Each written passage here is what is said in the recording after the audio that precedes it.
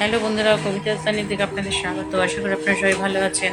আমি আজকে ঝিঙের একটা নিরামিষ রেসিপি নারকেল দিয়ে বানানো দেখাবো আপনাদেরকে। তো এর জন্য লাগছে হচ্ছে গিয়ে নারকেল, ঝিঙে, কালো জিরে, কাঁচা লঙ্কা আর আলু আর স্বাদ মতন নুন আর হলুদ। আপনি দিতেও পারেন, নাও দিতে পারেন। তেলের মধ্যে প্রথমে কালো জিরেটা দিলাম, তো তারপরে আলুটা ছেড়ে দিলাম।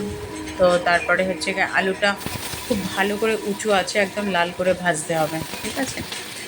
তো আপনারা এটা আর কি তরকারিটা নিরামিষের দিন খেতে পারেন। এই দেখুন লাল করে ভাজা হয়ে গেছে। তো তারপরে আমি ঝিঙেগুলো দিয়ে দেবো, ঠিক আছে? তো ঝিঙেগুলো দিয়ে দিলাম। দিয়ে দেওয়ার পরে এবার এরকে উঁচু আছে শুধু ভাজতে হবে, আর কিছুই করার নেই। এটা উঁচু আছে ভাজতে হবে। আর যখন একদম পুরো ভাজাটা হয়ে যাবে তখন হচ্ছে গিয়ে আপনি নামাবার আগে একটু নুনটা দিতে পারেন, কিন্তু তখনও আপনার উঁচু আঁচই রাখতে লাগবে।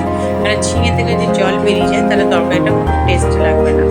একটু আর কি ওই জল জল জল জল মতো নারকেলটা দিতে হবে। তো তো আপনারা যদি মনে করেন নারকেলটা আলাদা কড়াইতে ভেজে ফ্রাই করে ওর মধ্যে দিয়ে দিতে পারেন।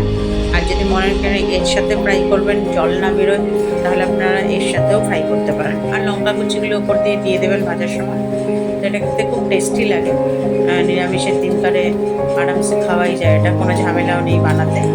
তো ন্যাচারালি এটা আমার কাছে খুব সহজ পদ্ধতি লাগে, তাই জন্য আমি এটাকে এমন করে নিই নিরামিষ খাবার জন্য। নারকেল তো আমার ভীষণ পছন্দ।